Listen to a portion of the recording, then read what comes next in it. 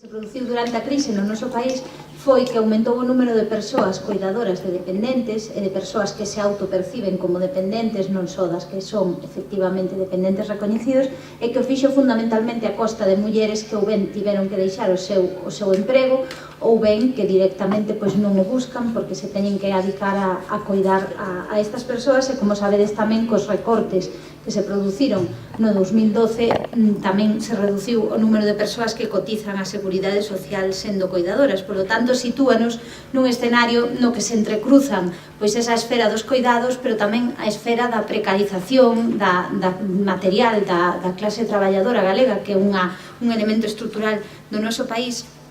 E tamén isto ten que ver pois coa baixo nivel de investimento social que temos no noso país. Entón, todos estes elementos a nos levannos dende En Marea a defender, por suposto, un aumento do investimento nos servizos públicos, nomeadamente no ensino infantil de 0 a 3 anos, e, por outra parte, pois tamén nese recoñecemento, desenvolvemento pleno da Lei de Autonomía Persoal, que agora, pois co horizonte das eleccións xerais, pois tamén seguimos a reivindicar ese retorno ao noso país dos 190 millóns de euros que se deixaron de investir en concepto de achega do Estado para a lei da chamada Lei da Dependencia, porque non só é unha cuestión de dereitos das persoas dependentes, senón que xeraría unha serie de milleiros de postos de traballo para persoas, fundamentalmente mulleres, que se están a desempregarse en ningún tipo de remuneración.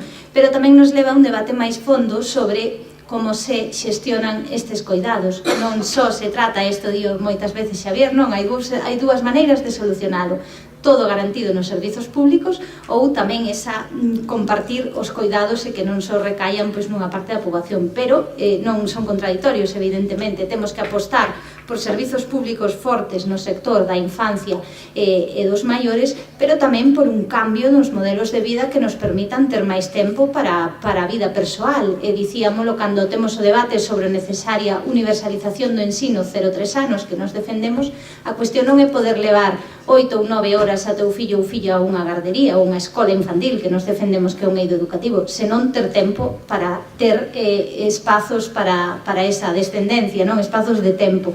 Diso se trata tamén dun cambio de modelo social, como dicíamos na anterior ponencia.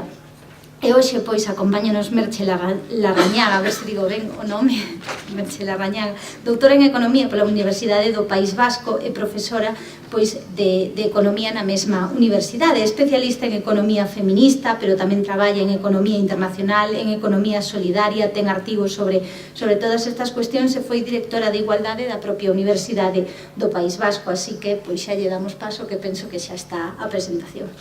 A veces se suele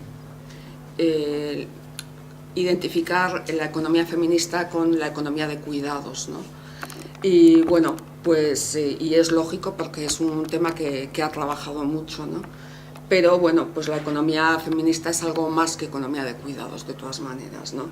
Y la economía feminista se puede entender que es dentro de la economía, pues una corriente heterodoxa, que hace una lectura crítica de la realidad, ¿no? y que plantea cambios, ¿no?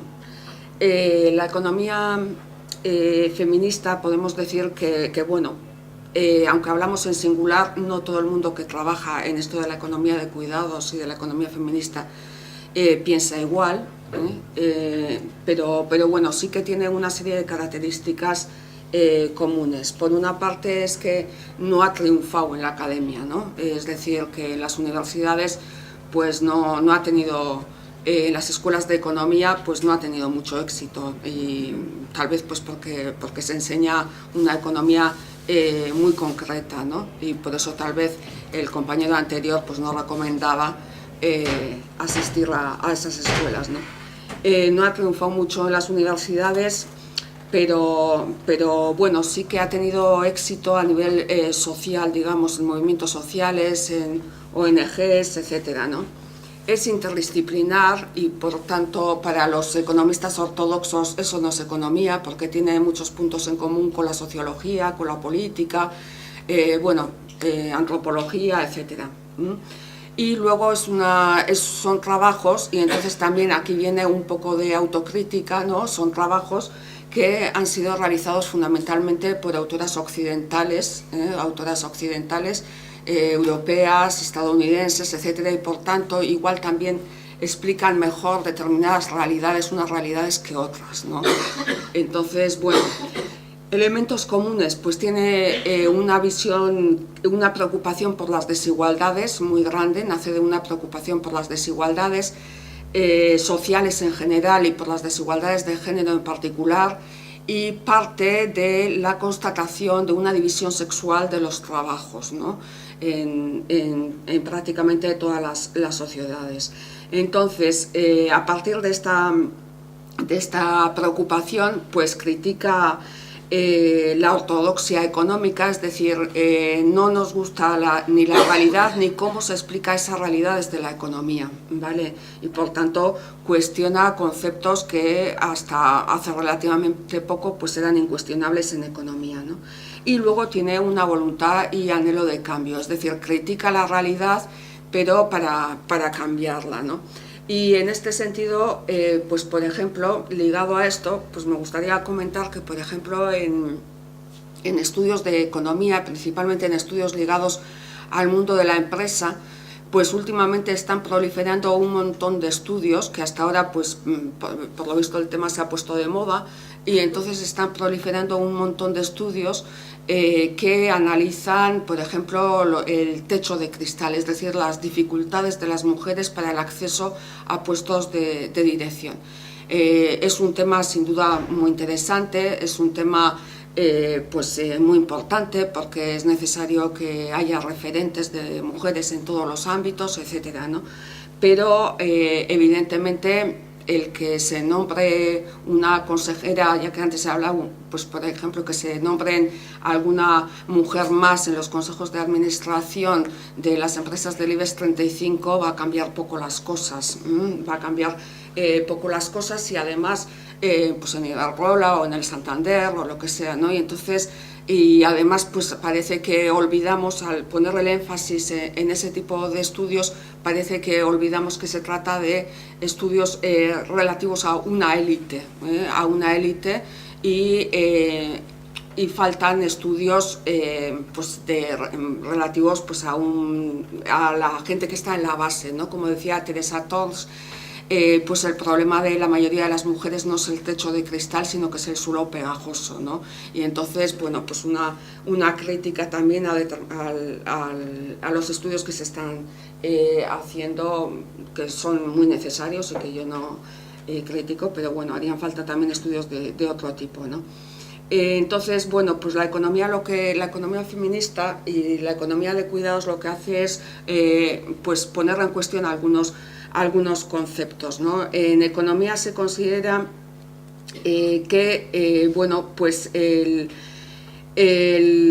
objetivo de la economía, el centro de análisis en los estudios económicos son los mercados, es decir, en economía se analiza básicamente aquello que se compra y se vende a cambio de dinero, ¿vale? Y por tanto se analizan los mercados de bienes, los mercados de servicios y el mercado de trabajo, ¿no? Y entonces, bueno, pues lo que hace la economía feminista es ponerla en cuestión y bueno, y todo eso, todo lo que se produce, ¿no?, en economía se contabiliza en el Producto Interior Bruto, ¿de acuerdo? Que el Producto Interior Bruto es lo que yo suelo llamar, es la macromagnitud sacrosanta hoy en día, ¿no? Todo pasa por el Producto Interior Bruto, es decir, pues el Producto Interior Bruto es la solución a todos los problemas, es decir, el objetivo que tienen todos los gobiernos hoy en día es el crecimiento económico, el crecimiento del Producto Interior Bruto, es la solución a todos los problemas y no sabemos cómo ha llegado a ser eso, es decir, es el único prácticamente objetivo que tienen los gobiernos, el crecimiento económico del que se ha hablado también esta mañana, ¿no?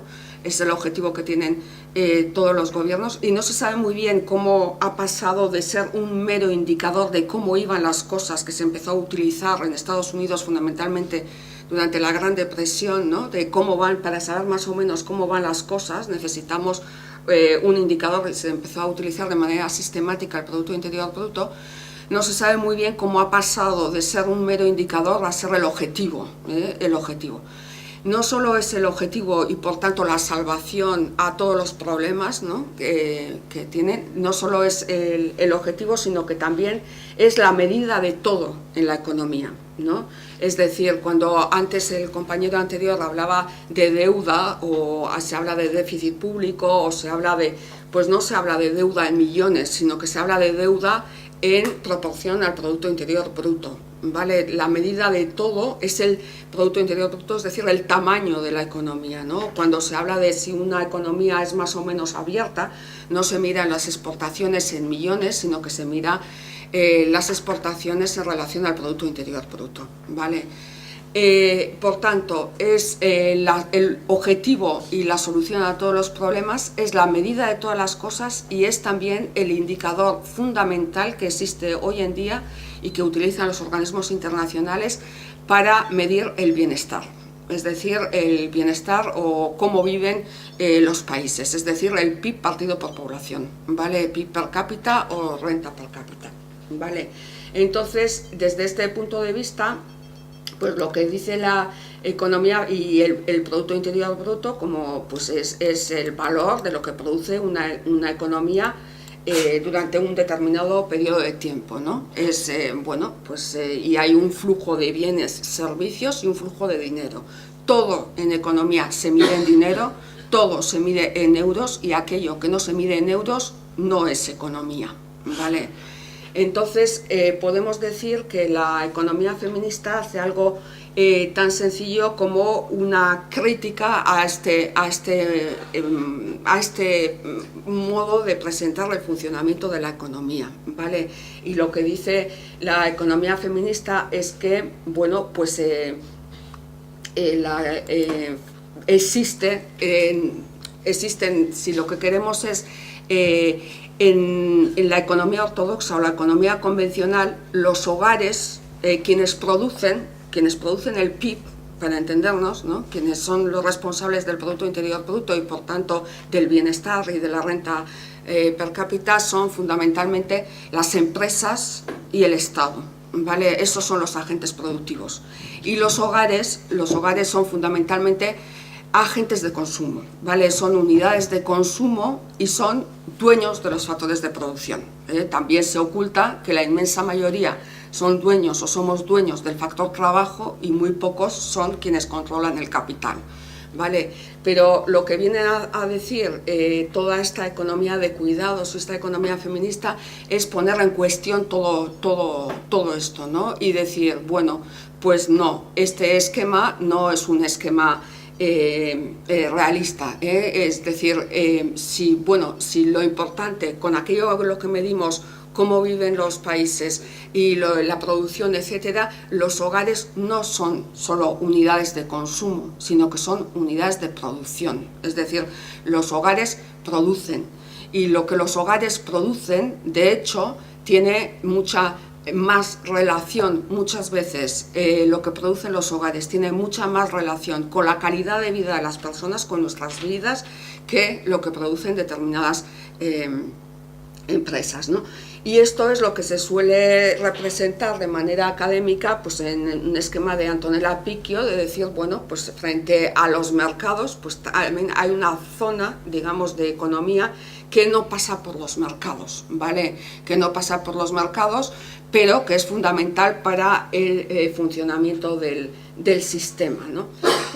Entonces esto se suele representar de manera más, es decir, en el Producto Interior Bruto integraríamos pues aquello que se contabiliza con luz y taquígrafos, la producción que se contabiliza con luz y taquígrafos medida en euros. Pero frente a esa economía oficial existe una economía que yo de manera probablemente poco adecuada llamo economía no oficial, y en esa economía no oficial tenemos por lo menos dos tipos de economía, ¿no? Una economía que funciona con la misma lógica que la lógica de los mercados, y cuando hablamos de la lógica de los mercados es la lógica de la oferta y la demanda y la lógica de los beneficios, ¿vale?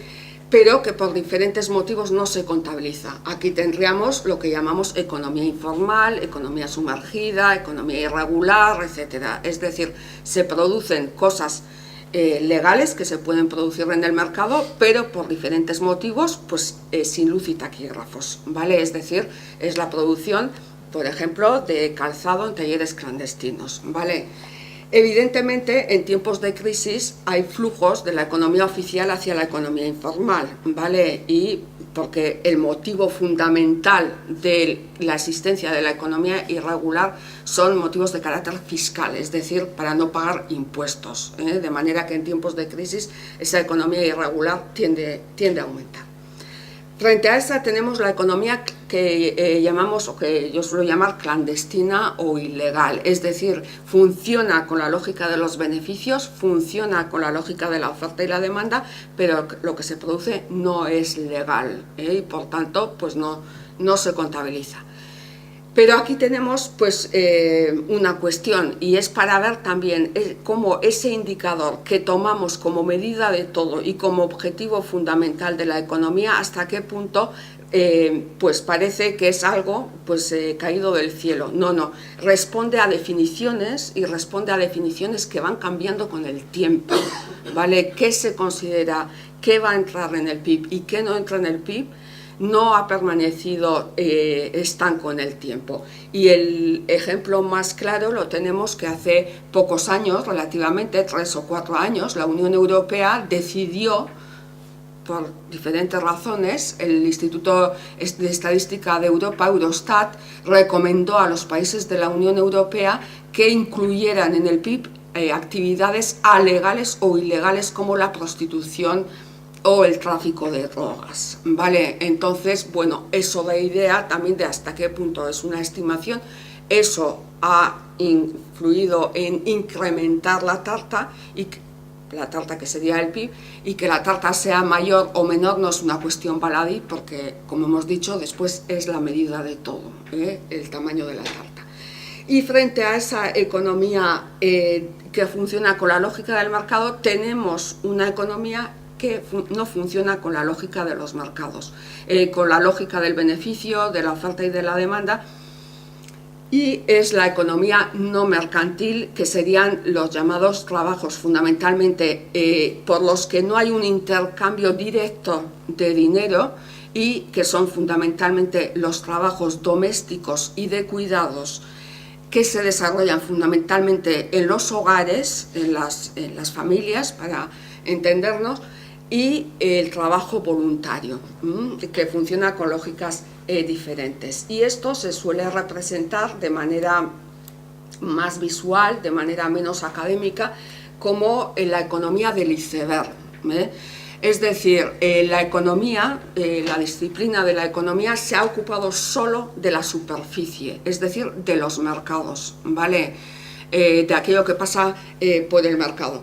Pero, y entonces ha invisibilizado todo lo que no pasa por el mercado. Entonces, lo que propone la economía feminista es que el centro de análisis económico hay que desviarlo de los mercados. Hoy en día, sin mercados, pues no entenderíamos el sistema, pero bueno, o sea, hay que desviar el eje de análisis de los mercados, ¿no? Entonces, pues ha ocultado toda una serie de trabajos que son fundamentales para el sostenimiento del sistema. Esto al sistema le ha venido muy bien, es algo que, y por eso tal vez se ha ocultado o se ha invisibilizado.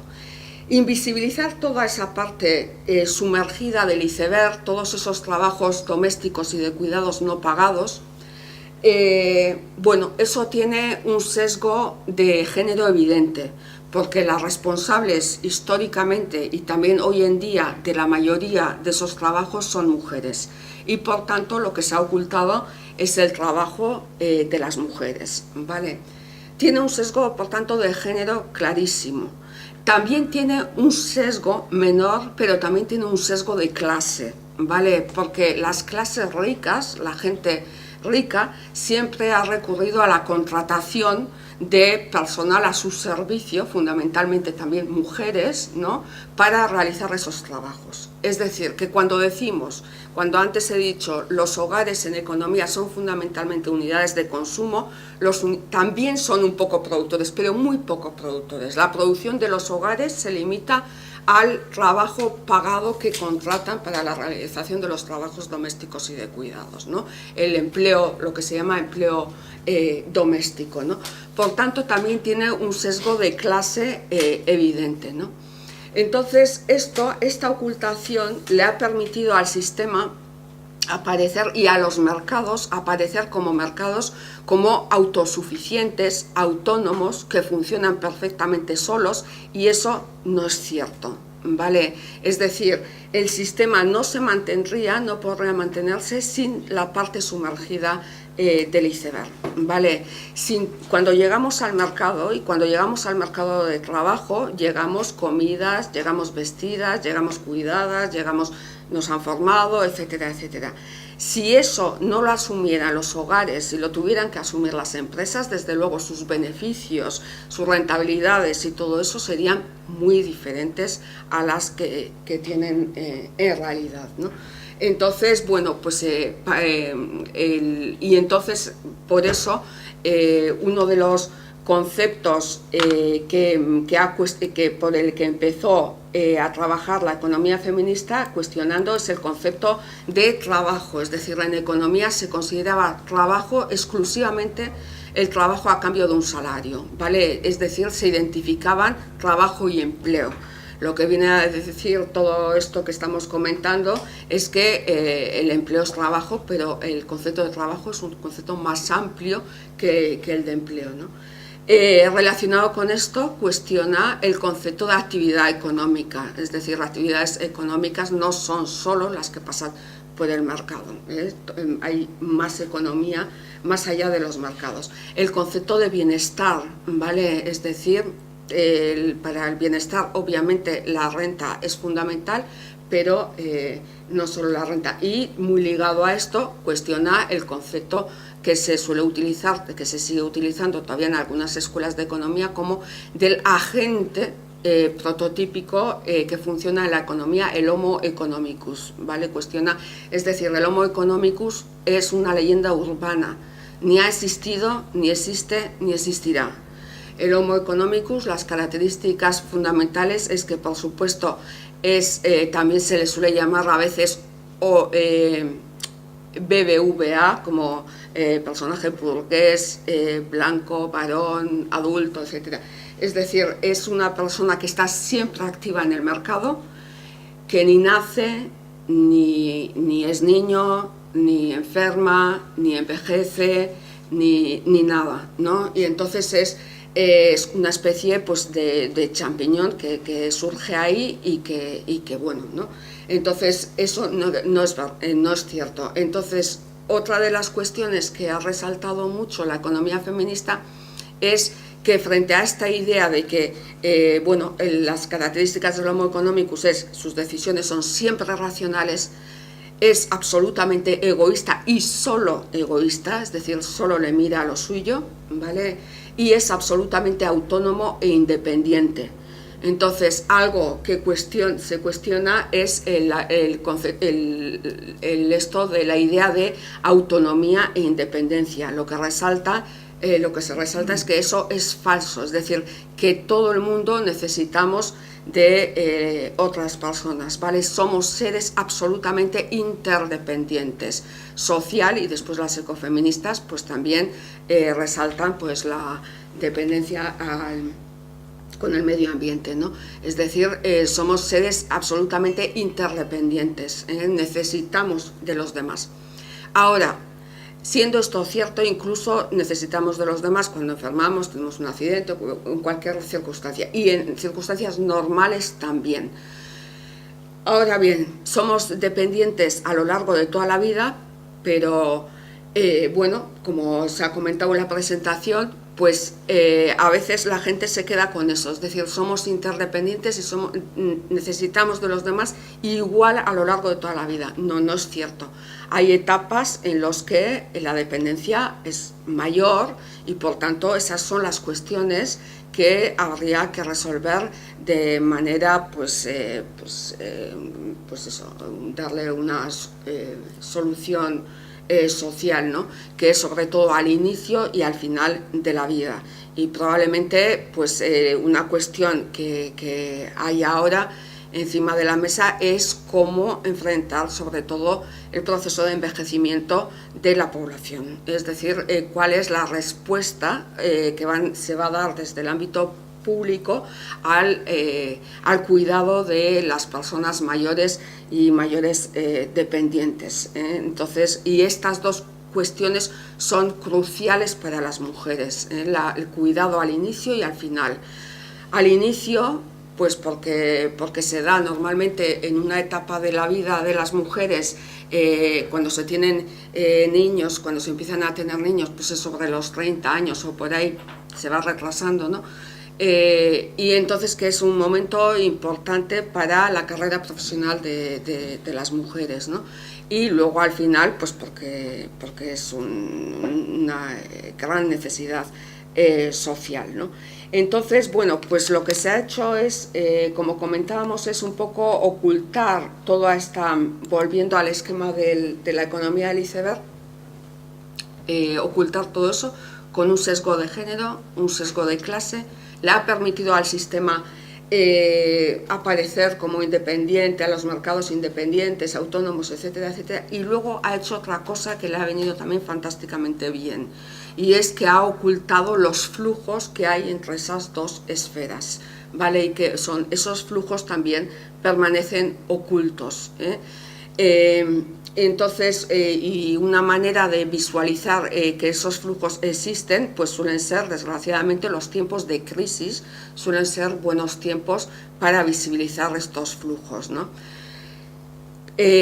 Una de las derivadas que ha traído la crisis que estalló en 2008 y que vino de Wall Street y tal como se ha comentado antes, una de las derivadas de esta crisis ligado a la deuda ha sido el tema de los recortes, el tema de los recortes, las llamadas políticas de austeridad, que algunas llaman de austericidio, recortes importantes, ¿no? ¿Por qué? Pues porque surgió un mito, que es el mito del control de las cuentas públicas, de la deuda pública, y bueno, el control de las cuentas públicas, y entonces, bueno, pues que para eso, antes de poner el énfasis en el aumento de los ingresos vía impuestos, pues se puso el énfasis en los recortes, en la reducción del gasto público.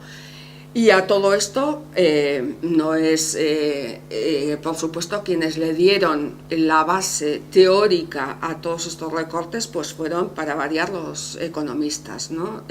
Pues porque decían que si en un estudio famoso de Kenneth Rogoff y Carmen Reinhardt, pues dijeron, y como claro, como son los economistas, como son científicos y objetivos, pues nadie lo cuestionó, que si los países se endeudan a partir de determinado nivel, se pone en cuestión el crecimiento económico, y el crecimiento no se puede poner en cuestión, ¿no? Entonces llegan los recortes en sectores importantes del bienestar, por ejemplo en el sector sanitario, ¿no?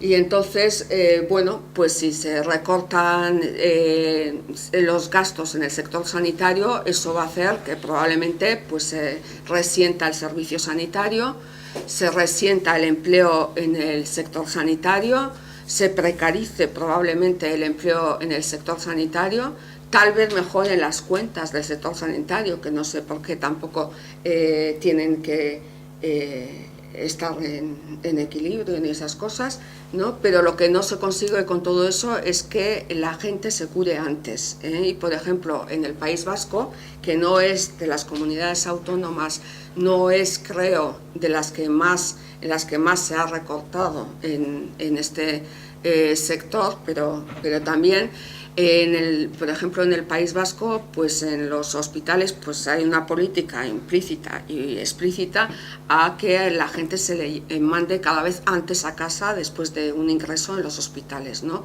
Si es posible, el mismo día de que te hagan una operación te mandan a casa, y si ya eres muy mayor, por encima de los 80, pues igual te tienen una noche en el hospital, dependiendo del tipo de operación, ¿no? Eso no hace, desde luego, que las personas se curen, vayan curadas, ¿no? Se curen antes. Entonces lo que estamos haciendo es transferir cargas de trabajo de la parte de arriba del iceberg, es decir, trabajo pagado hacia trabajo no pagado en los hogares, porque cuando lleguen a casa alguien tendrá que cuidarles en casa. Y probablemente, tal y como están ahora las cosas, lo más lógico es pensar que esa carga seguramente recaerá mayoritariamente en las mujeres o abuelas o abuelos, ¿vale? Es decir, se están transfiriendo tiempos de trabajos pagados hacia trabajos no pagados, ¿no? Entonces, con esto de la crisis se está produciendo un proceso de privatización en sentido doble. Es decir, bueno, cuando las cosas han cambiado mucho en las últimas décadas, cuando el modelo familiar dominante era que los hombres estuvieran arriba y las mujeres estuvieran abajo, que parecen tiempos de hace muchos años, pero bueno, no hace demasiado tiempo. Ese es el modelo que se suele llamar de hombre ganador de pan, mujer ama de casa, ¿vale? Ese modelo ya no es dominante hoy en día, ¿vale? La inmensa mayoría de las mujeres han entrado al mercado laboral. En algunos lugares entraron antes, en otros más tarde, ¿no? Por ejemplo, a nivel en el Estado se suele fechar la entrada masiva de las mujeres al mercado a principios de los años 80, o sea que están ahí pronto a punto de jubilarse estarán. Entonces ese modelo ya no es dominante, la inmensa mayoría de las mujeres ya están en el mercado, ¿vale? Se han incorporado arriba. Lo que no se ha producido es una incorporación en el sentido inverso, y como los trabajos domésticos y de cuidados se van a tener que seguir haciendo hoy, mañana y pasado, pues esto ha hecho que el nuevo modelo no sea ya el de hombre ganador de pan, mujer ama de casa, porque la mayoría de las mujeres no se identifican como amas de casa, pero sería un modelo que se suele llamar también de ganador y medio de pan, es decir, pues el modelo de los hombres no ha cambiado, están en el mercado a lo largo de toda la vida adulta, otra cosa es cómo estén, más en precario, en paro, tal, pero están en el mercado, y las mujeres también están en el mercado, pero se siguen responsabilizando de los trabajos de casa. Eso es lo que se conoce como doble presencia ausencia, etcétera, ¿no? O ganador y medio de pan. Pero digamos que el modelo pues ya no es el dominante, ¿no?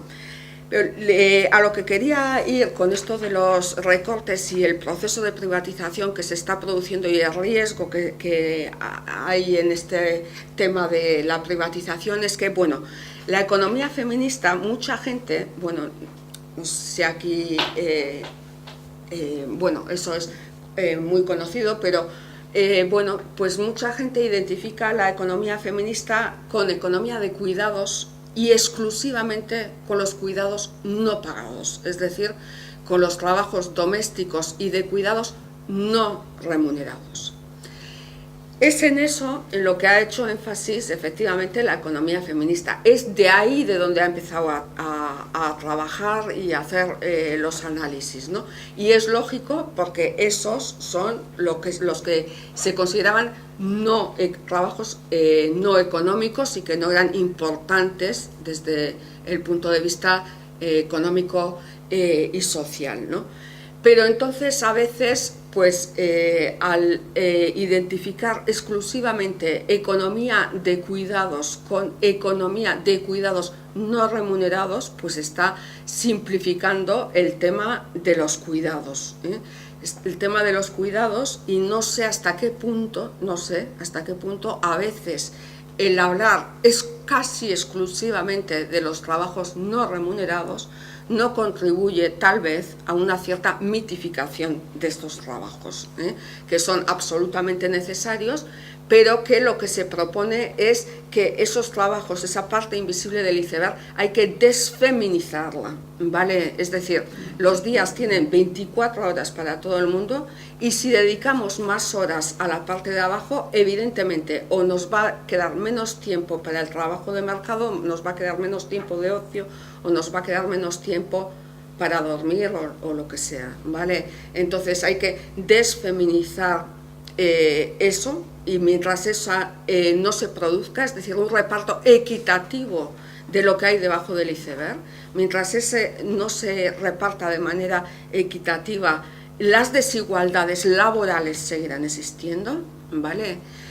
Y entonces, porque claro, la división sexual clásica del trabajo podemos decir que ya pasó a la historia, ¿no? Más o menos, e incluso en las generaciones jóvenes también hay cierta huella de esta división sexual clásica del trabajo, pero bueno, podemos decir en general que pasó a la historia, ¿no? Pero todavía las mujeres dedican bastante más tiempo a la parte de abajo del iceberg que los hombres, ¿vale? Esa es una asignatura pendiente.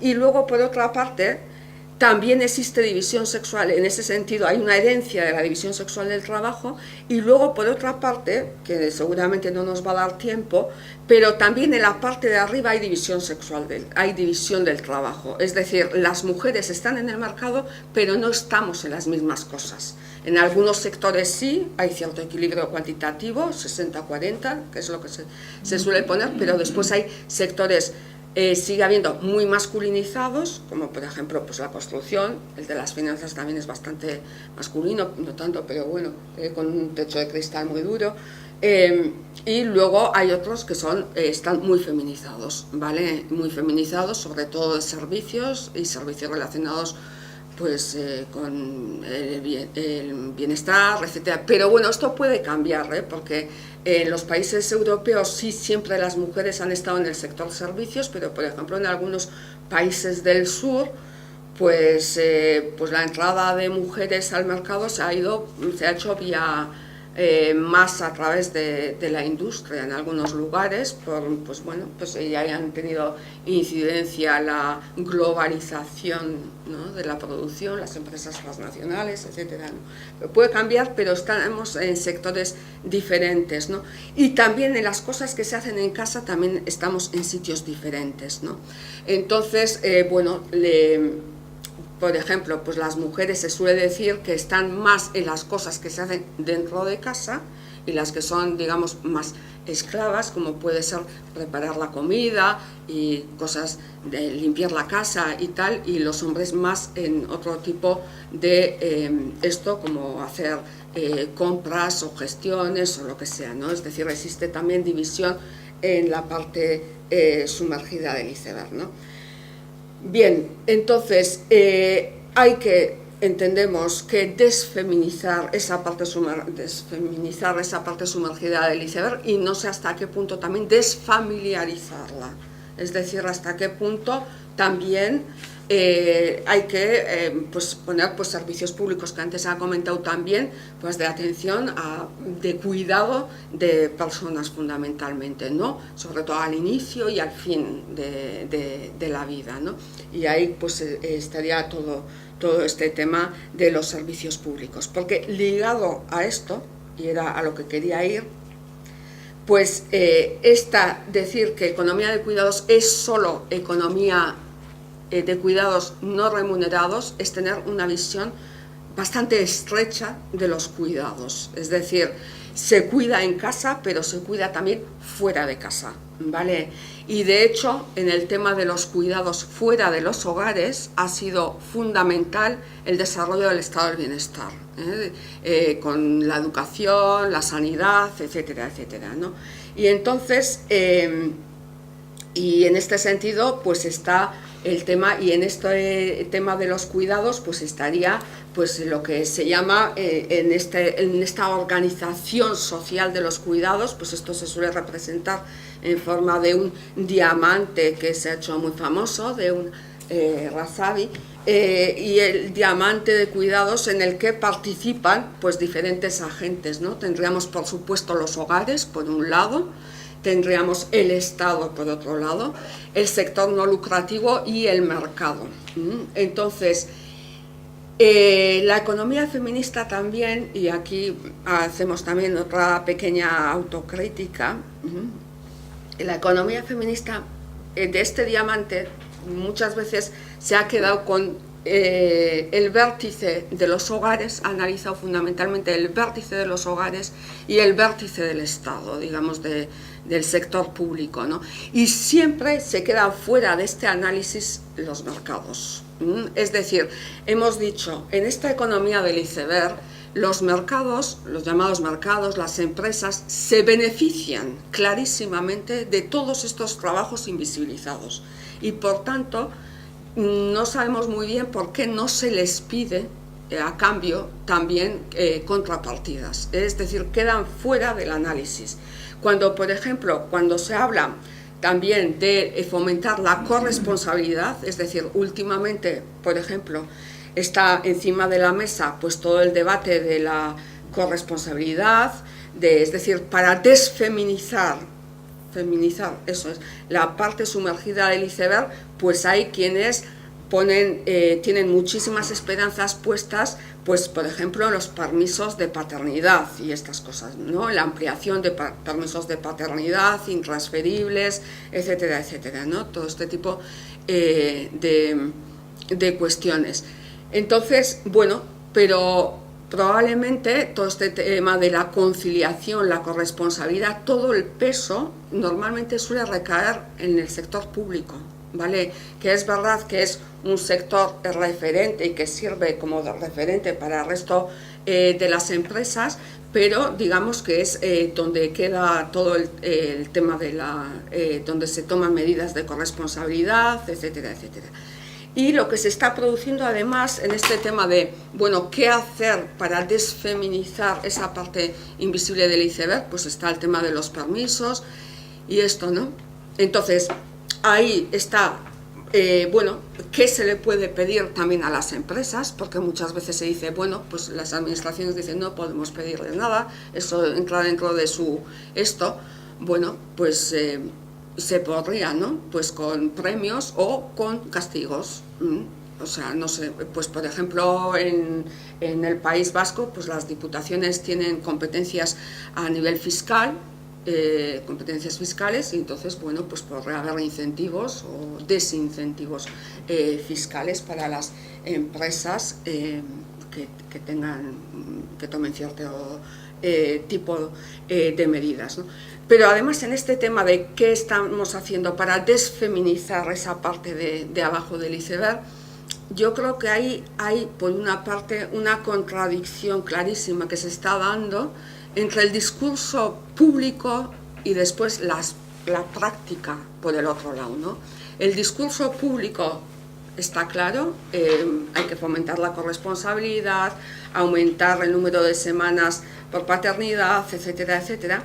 Pero después está la lógica que se ha impuesto y que es, como decía antes el compañero, las tesis neoliberales el neoliberalismo que está en la base de todo el desastre que ha sucedido, ha salido reforzado con la crisis.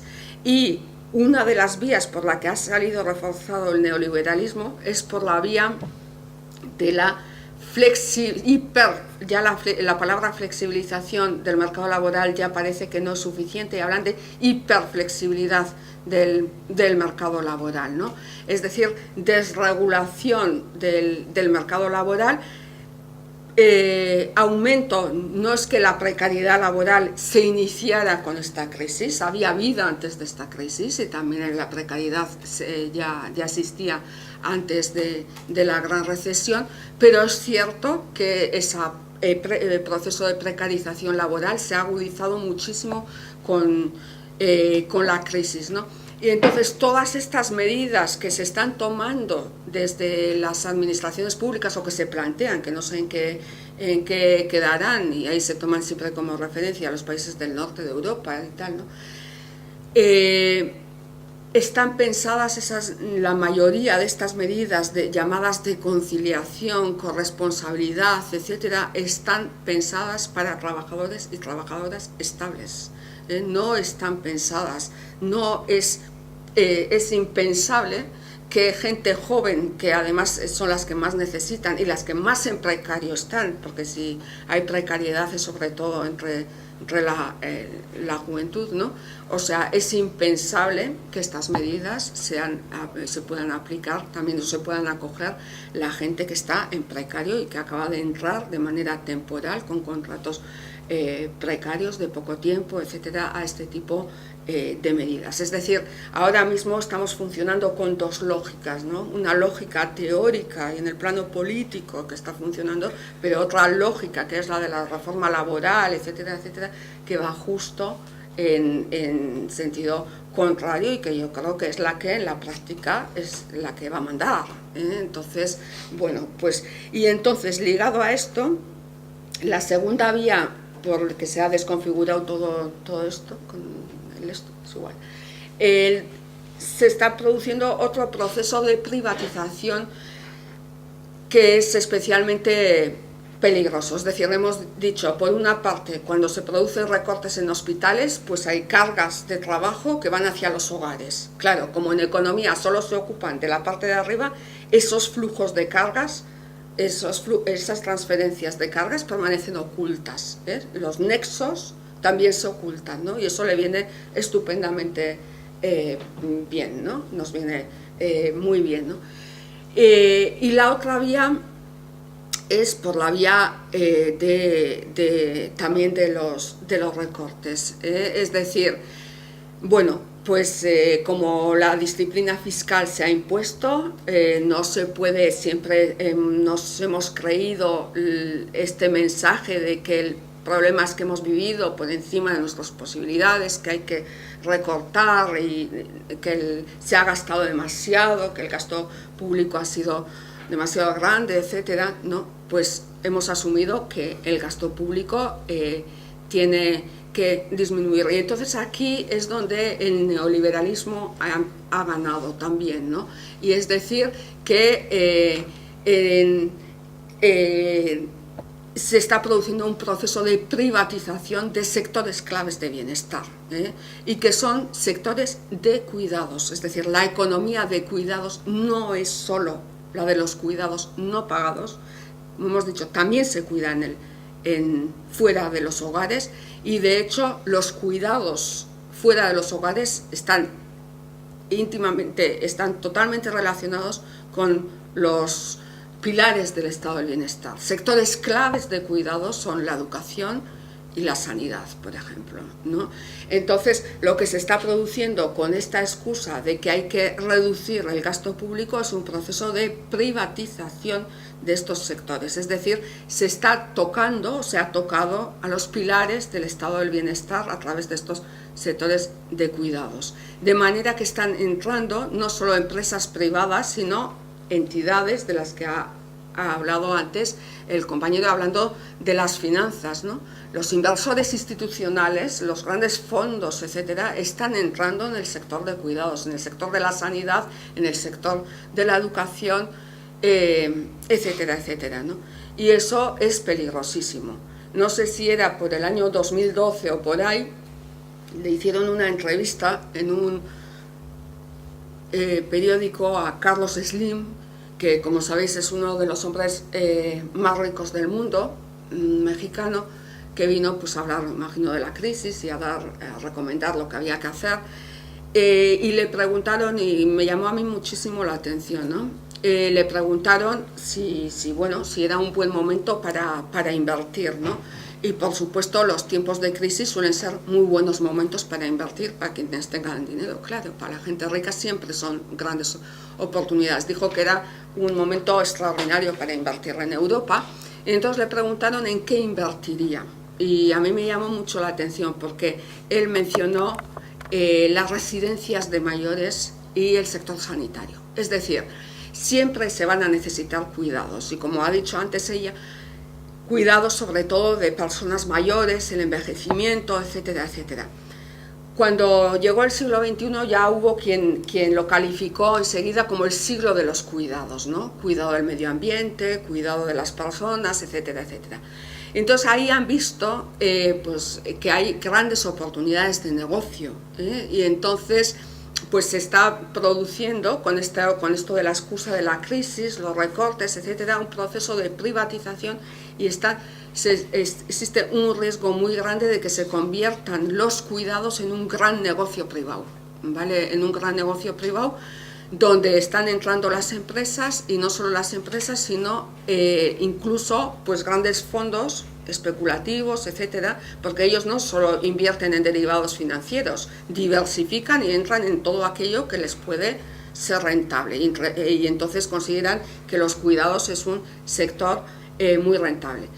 Y entonces este segundo proceso de privatización que se está produciendo desde el Estado hacia los mercados, pues es el que resulta especialmente peligroso, porque no sabemos si va a tener vuelta atrás, probablemente no, es decir, es trastocar el estado del bienestar, y cuando entran las empresas y también las entidades financieras en todo este negocio, se hace el negocio de los cuidados, pues eso va a tener consecuencias muy importantes, ¿no? Puede tener un problema, puede traer consigo un problema de desigualdad social, tal vez el acceso a determinados servicios pues ya no sea general, etcétera, y luego, claro, van a funcionar con la lógica de los mercados, es decir, la lógica de los beneficios, y para obtener beneficios, pues lo que van a hacer es o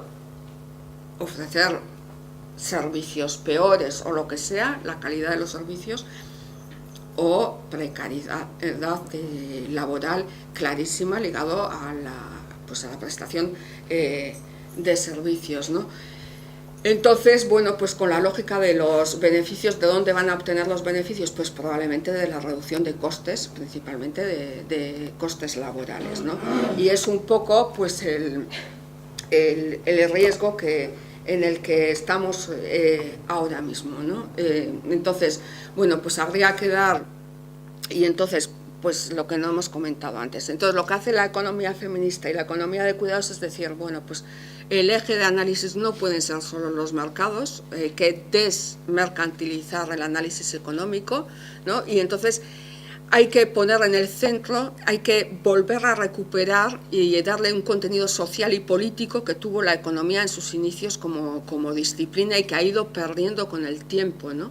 En economía cada vez se estudian más, pues se hacen análisis económicos en base a ecuaciones, econometría, etcétera, etcétera. Y la gente ha ido desapareciendo de los análisis económicos. Entonces es recuperar y decir que el objetivo de la economía no son los beneficios, no es la acumulación, los beneficios, etcétera, sino que el objetivo de las actividades económicas es algo tan simple como que la gente viva bien, que la gente viva bien. Y eso se suele expresar en estas cuestiones como decir que el objetivo de las actividades económicas es la sostenibilidad de la vida, ¿vale? Sostener la vida presente y futura, ¿vale? Son términos súper atractivos que se han generalizado mucho, pero que también tienen el riesgo de que se usen como eslogan y se vacíen de contenido, ¿vale? Porque sostener la vida es todo. Entonces hay que darle contenido a qué es eso de sostener la vida, ¿vale? Porque sostenibilidad de la vida también para alguien que trabaja en una fábrica de armas, el empleo en la fábrica de armas es fundamental para el sostenimiento de su vida porque es la base de su salario, etcétera, etcétera, ¿no? Entonces hay que concretar y aterrizar, y todavía no se ha concretado y aterrizado lo suficiente en qué es eso de sostener la vida, ¿vale? Sostener la vida presente y futura, medioambientalmente, etcétera, ¿no?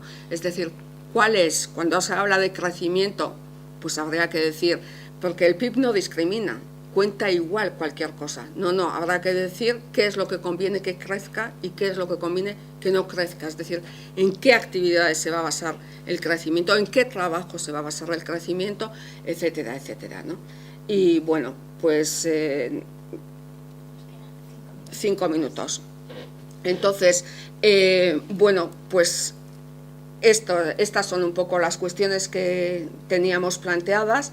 Y la economía feminista pues ha hecho mucho pero creo que no nos va a dar tiempo ni nada, entonces ha hecho mucho por visibilizar todo el tema de los cuidados no remunerados, pero bueno, hay que hacer también énfasis en los remunerados. También con el proceso de envejecimiento, como sabéis, se está haciendo también, ahora a todo se le pone nombre en economía, ¿no? Existe la economía circular, la economía colaborativa, la economía no sé qué, la economía no sé cuántos, y también del envejecimiento también se han visto grandes oportunidades de negocio, y a eso se le ha llamado economía plateada, ¿no? La silver economy, ¿no? Entonces, bueno, pues claro, oportunidades de negocio que existen con el proceso de envejecimiento, ¿no? Pero ahí está, y ligado un poco a lo que antes se ha comentado, que ha salido lo de la banca ética y tal, en este eje de diamante que existe en este diamante, en esta organización social de cuidados en el que están pues el mercado, el Estado, etcétera, pues también nos planteamos pues cuál es el papel, pues porque no es lo mismo que en este tema, claro, ahí está el dilema, ¿no? Es decir, pues se considera que estos sectores claves de cuidados deberían de estar en manos públicas, deberían ser públicas, pero en caso de que la privatización y el proceso se produzca, pues no es lo mismo que estén en manos de entidades financieras o de empresas privadas al uso o de empresas que funcionen con otras lógicas y otros objetivos, ¿no? Y aunque esto también es muy criticado, es decir, cuál es el papel que podrían tener en toda esta economía de cuidados, pues empresas o entidades de la llamada economía social y solidaria, que en principio funcionan, pues por lo menos en teoría, con otros principios, con otros objetivos, etcétera, etcétera, ¿no? Pero es un tema pues muy complicado y con muchas aristas, ¿no? Y bueno, decir simplemente también, pues porque tenía muchas cosas, pero que me las he ido por el apremio de que veía que era muy tarde. Bueno, decir simplemente también que ligado a este tema de cuidados está el tema tecnológico, ¿vale? El tema tecnológico, porque el tema tecnológico hasta hace relativamente poco afectaba sobre todo a la agricultura, a la industria, a las finanzas, y eso ha traído el desastre financiero del que nos han hablado antes, ¿no? La financiarización de la economía, etcétera, ¿no?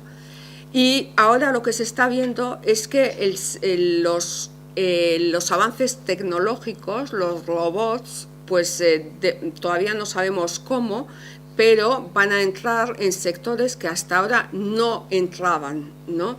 Que eran sectores de cuidados que han sido siempre tradicionalmente muy dependientes de la mano de obra, ¿vale? Las residencias de mayores, en hospitales y eso más, pero están entrando mucho, se cuida, cada vez más se atiende a pacientes desde la distancia, los robots, etcétera, etcétera, ¿no? Entonces, bueno, ¿cuál es el panorama? Habría que ir pensando, ¿no? ¿Qué consecuencias pueden tener los cambios tecnológicos en el sector de cuidados y de atención a las personas, ¿no? En relación a los empleos, a la propia atención, a los propios servicios que se prestan, etcétera, ¿no?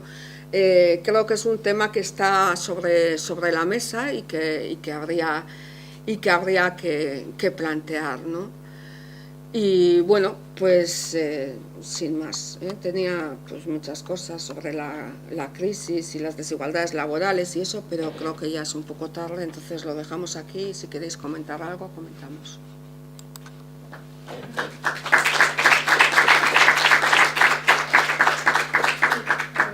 Tenemos 15 minutos, Lidia pide la palabra por ahí y después también hay otra. Gracias por tu exposición y creo que é un tema que é moi importante introducir nos debates e profundizar nele. Eu quería facer dous comentarios e unha pregunta, ¿no? En canto aos comentarios, eu recordo que a principios dos anos 90 aquí no Sindicato Labrego Galego constituíse a Secretaría das Mulleres, e unha das cuestións que intentamos visibilizar e darlle valor, precisamente porque non tiña valor de mercado, era ao papel, ao gran papel de ingreso económico, aínda que non era monetario, que significaba o producir para o autoconsumo, non? E sobre todo no entorno das cidades e tamén nas explotacións máis industrializadas, pois era un papel en maus de mulleres invisible e non recoñecido, non? Entonces, para nós, eso foi moi importante, e non sei se tamén, cando se fala de economía feminista, pois é un tema, non, a valorar e a ter en conta. A segunda cuestión, falaches dun tema que, bueno, a min tócame moito a fibra porque no Parlamento Europeo, desde logo, é unha cousa que está moi ao día, non? Que é o tema da digitalización, da robotización. Nós falamos en todo, dá igual do que se fale. La robotización e la digitalización é a gran solución a todo, sin profundizar en nada, pero sempre aparece a mención en todo. Bueno, eu creo que aí unha das cousas que está clara é a transferencia que vai haber de diñeiro público para investigar en todo o que lle interesa pois os grandes xigantes dos robots. Bueno, eu creo que esa é unha cuestión e que efectivamente tamén cando se fala de áreas de montaña ou cando se fala de atención a persoas maiores ou cando se fala de saúde, tamén en todos os documentos se mete a coletilla sempre. E logo, a terceira cuestión, e aí con eso tamén quería facer unha pregunta, e ten tamén que ver coa digitalización, non? É unha cousa que falaxe da transferencia dos traballos remunerados a traballos sen remunerar.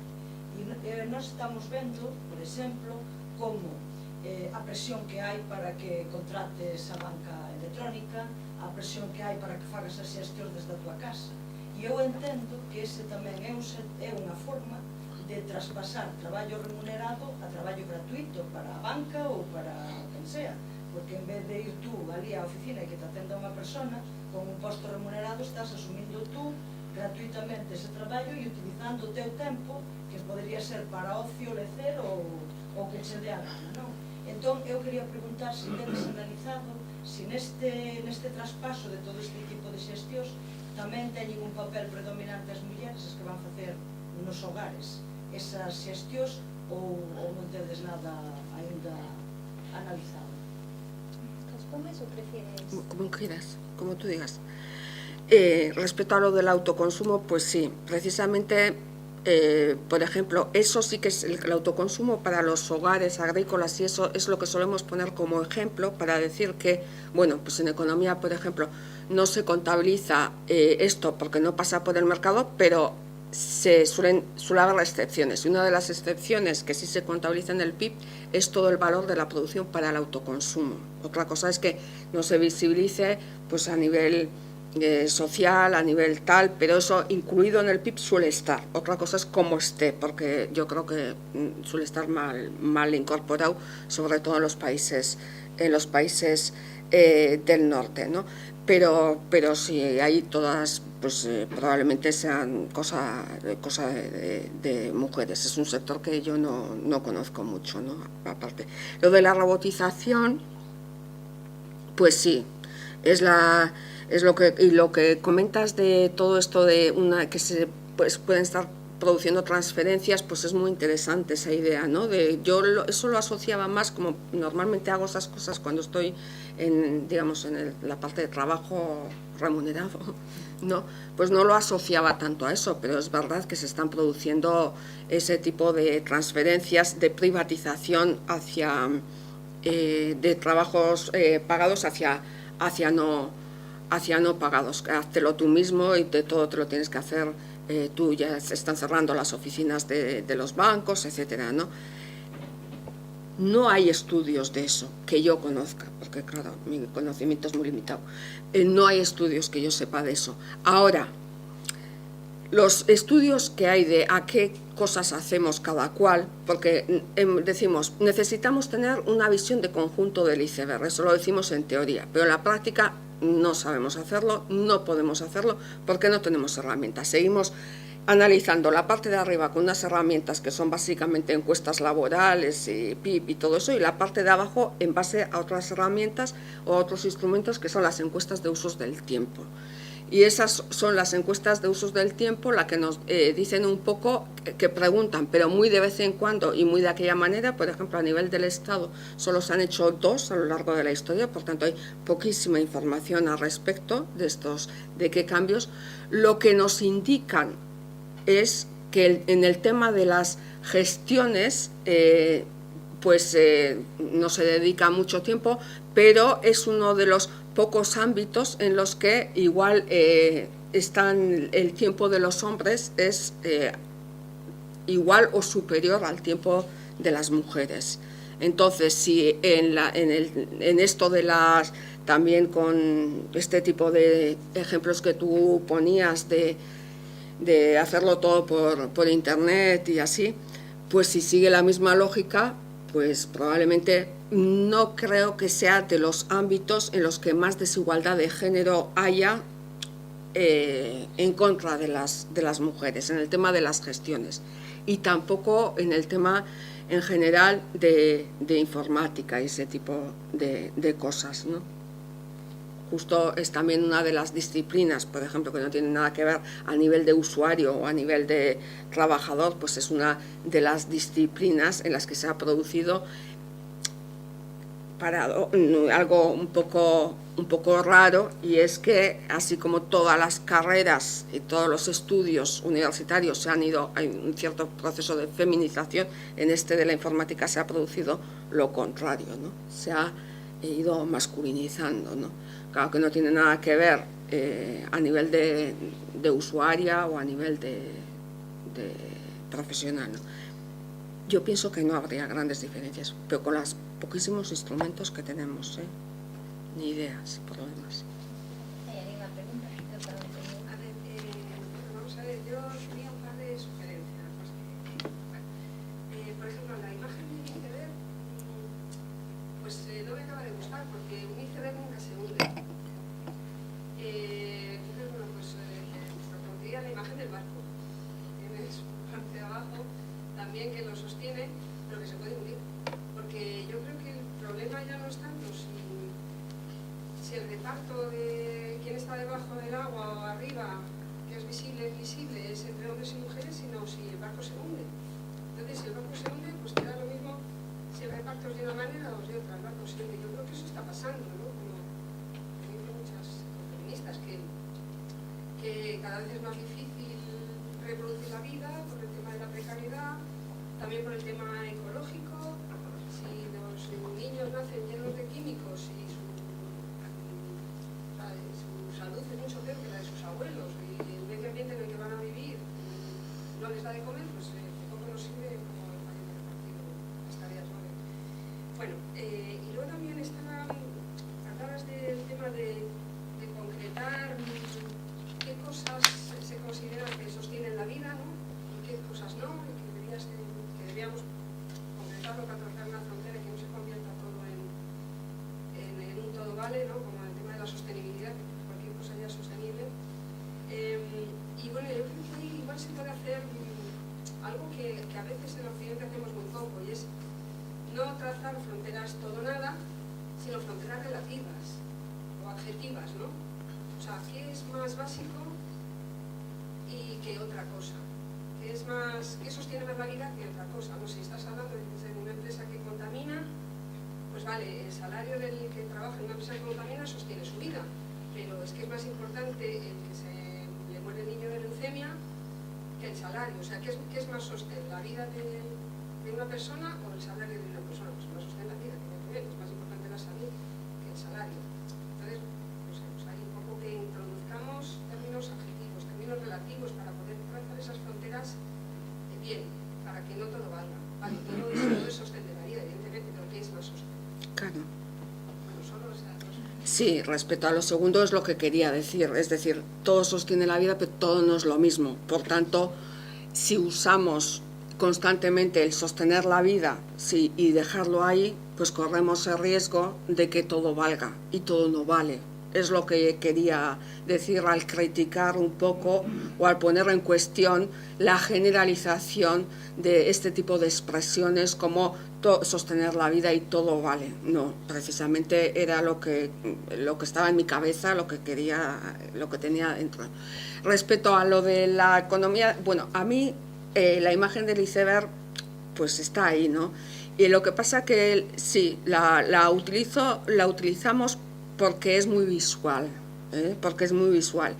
Y es más visual, en general a la gente pues, se queda más con el iceberg que con el barco, ¿vale?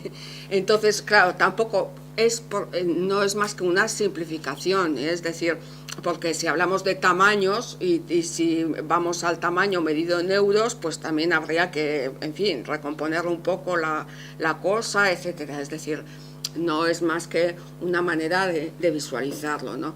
Y entonces, sin más, desde ese punto de vista, ¿que es más adecuado otras imágenes? Sí, pero bueno, también es verdad que mujeres que han sido referentes y a nivel del Estado, como pues por ejemplo Cristina Carrasco, que ya se ha jubilado y que tal, etcétera, pues siguen utilizando la imagen del iceberg, simplemente porque es más visual, aunque sabemos que, claro, o sea, todo el problema que tienen, uses la imagen que uses, siempre va a haber tal.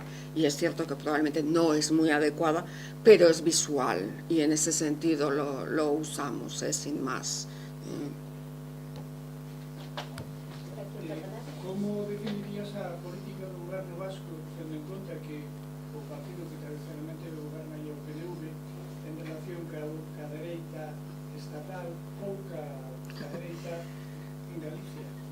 Ya rancio, menos rancio, Pues no sé.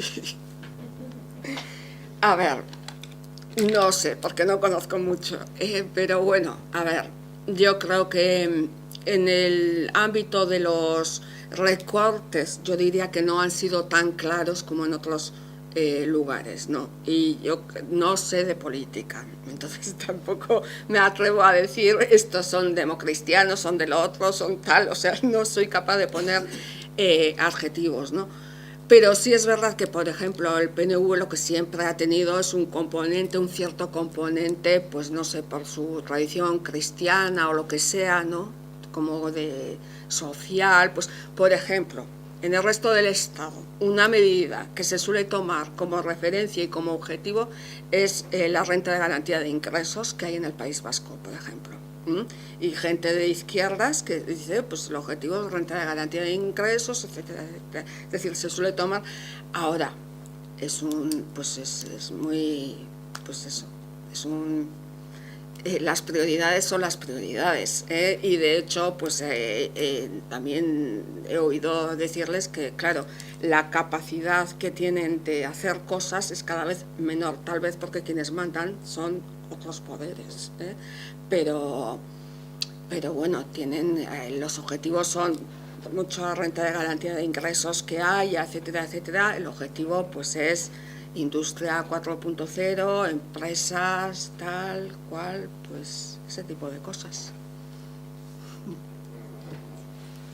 Bueno,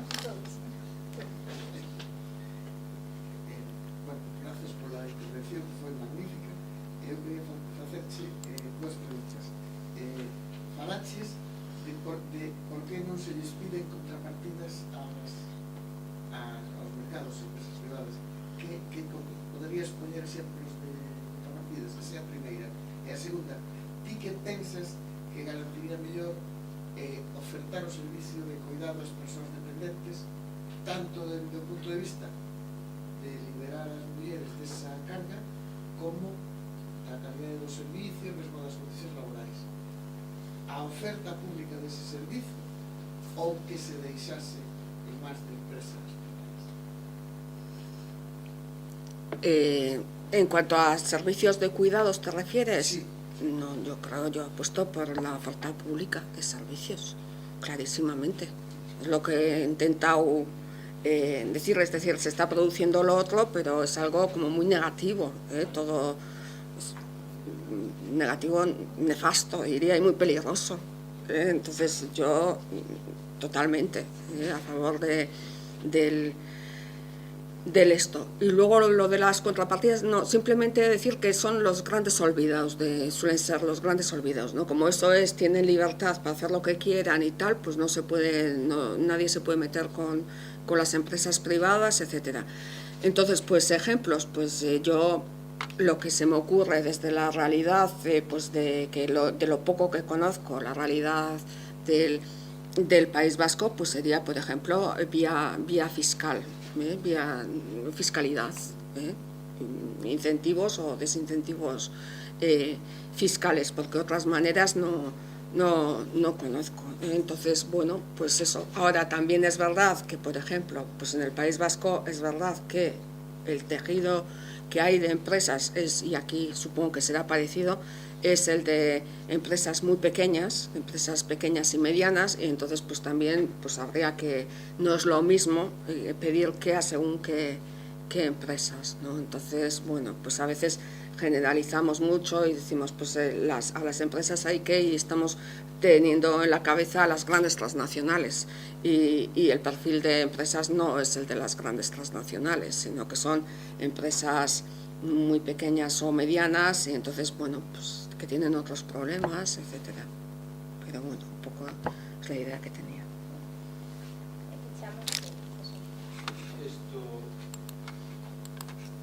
En relación con el trabajo, digamos, de cuidados no monetarizado, hay personas, distintos colectivos que entienden que es falso, que de alguna manera eso entre dentro de la monetarización de las relaciones. Evidentemente eso tendría influencia sobre un tema muy importante, que son las pensiones, porque lógicamente ahora mismo ese trabajo no tiene repercusión como el remunerado con los sistemas sociales. Sin embargo, hay otros que plantean directamente que si se aplicara una renta básica universal, pues digamos, se resuelve en parte, solo en parte, porque efectivamente la renta básica no está pagando un trabajo realizado, ¿no? ¿Cuál es tu opinión y tu posición en ese tema? A ver, pues es un tema complicado, amplio, muy amplio. Es decir, se ha trabajado mucho en el tema de la visibilización de los trabajos domésticos y de cuidados, que es un tema diferente al de si hay que pagar o no por ese trabajo, ¿vale? Es el de la visibilización, es decir, que hay gente en general que no entiende las cosas más que si se dan en euros, y por tanto se ha hecho muchos análisis de ver cuánto vale ese trabajo, cuánto vale. Y entonces se dice, pues eso vale el 25% del PIB o lo que sea. Se ha avanzado mucho metodológicamente en cuanto a cuánto valdría eso en términos de Producto Interior Bruto. Son ejercicios muy necesarios e interesantes, porque si no, pues sobre todo para sensibilizar a gente que no ve más que euros, y que solo sabe entender las cosas y darle importancia si se miden en euros. Ahora bien, tiene muchas críticas porque, bueno, decimos, los trabajos no remunerados no funcionan con la lógica del mercado, pero a la hora de hacer estos análisis de cómo visibilizamos esos trabajos, somos incapaces de salir de la lógica del mercado y aplicamos los mismos criterios. Es un trabajo hasta ahora absolutamente teórico, es decir, no tiene que ver el debate que se desarrolló antes, pues ya los años 70 en Italia, etcétera, del debate del salario, para entendernos, el salario del ama de casa. Son cosas diferentes. En este momento no se plantea, es más, yo creo que plantear salarios para el ama de casa, yo desde luego no estaría de acuerdo, porque eso supondría reforzar que las cosas sigan como están, es decir, reforzar la división sexual del trabajo, es decir, porque serían ellas las que harían esos trabajos, y entonces yo desde luego no. Otra cosa es, bueno, pues todo el debate de visibilizar, decir cuánto vale esto, hay que incluirlo o no en el PIB. También hay quien dice que después habría que incluir esa valoración del trabajo doméstico y de cuidados medido en euros en el Producto Interior Bruto. Yo creo personalmente que no, es decir, el PIB mide lo que mide, tiene las críticas que tiene. Aquí solo hemos hablado de una crítica, pero se hacen muchísimas críticas al PIB, desde el ecologismo, desde muchos ámbitos, y entonces que se quede como está. Lo que hay que hacer es, en mi opinión, buscar indicadores alternativos de bienestar, ¿no? Que es muy complicado. Pues antes hablado de felicidad. Bueno, pues es complicado buscar mediciones alternativas de bienestar, ¿no? Pues, eso. Y luego yo creo que el debate sí estaría mucho más ligado, el debate que hubo en los años 70 sobre el salario de amas de casa, etcétera, etcétera, ahora estaría más vinculado al tema de la renta universal garantizada, ¿no? Que también tiene sus riesgos, pero yo no soy experta en este tema. Es un tema que quienes lo defienden con mucha fe y con mucha convicción, ¿no? Y porque que es una manera de ir hacia un reparto justo, ¿no? de la renta y de la riqueza. Yo, desde mi desconocimiento, le veo algunos peligros de dualización social importante, ¿no? Es decir, creo que es importante que se garantice una mínima, pero siempre habría gente de primera y de segunda, etcétera, ¿no? Muchos problemas, y también desde el punto de vista de género, pues si no contribuiría también a que ellas se acojan más a este tipo. Bueno, pero hasta ahí llego, no llego mucho más. No tenemos más tiempo, desgraciadamente, pero bueno. Muchísimas gracias por esta interesante conferencia y también por el que nos llevamos de aprendizaje para los retos que tenemos en nuestro país. Muchísimas gracias. Gracias a ti. Sí, ya, nos despedimos.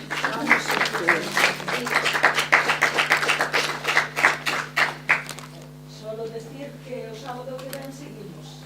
O sea, que hoxe non pensamos nada, porque como continuamos o sábado que ven, pensamos o sábado que ven. O sábado que ven é a 10, non vamos a pensar. El remate ao mediodía, non é esta Remata ao tortura. mediodía, sí, sí. Bueno, fantástico.